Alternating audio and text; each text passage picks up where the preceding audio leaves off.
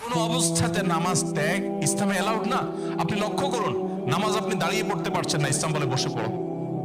বসে পড়তে পারছেন না, আল্লাহ বলেন শুয়ে পড়ো।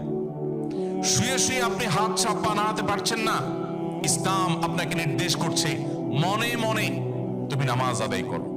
আপনাকে ওযু করে নামাজ পড়তে হবে, ওযু করতে পারছেন না, ইসলাম বলে তুমি তায়াম্মুম করো।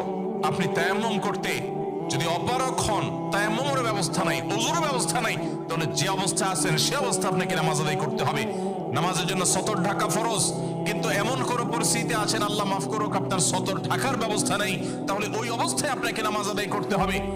আপনি যদি এমন কোন পরিবেশে থাকেন যেখানে আপনার পবিত্র কাপড় থাকা নামাজের জন্য পূর্ব শর্ত, অথচ আপনার কাছে পবিত্র কোনো কাপড় নাই, তো ইসলাম ওই অবস্থা আপনাকে নামাজ পড়তে বলে। কেবলার দিকে ফিরে নামাজ পড়া ফরজ, কিন্তু কেবলা কোন দিকে আপনি জানেন না, জানার কোনো উপায় নাই, কাউকে জিজ্ঞেস করেও জানার ব্যবস্থা নাই, আপনার কম্পাসেরও সার্ভিস আপনার কাছে নাই, কোনোভাবে কেবলানের উপর আপনি করতে পারছেন না। এই রকম পরিস্থিতিতে অনুমান করে এই দিকে কেবলা হতে পারে ধারণা করে সেই দিকে ফিরে নামাজ পড়তে হবে, তারপর আপনাকে নামাজ আদায়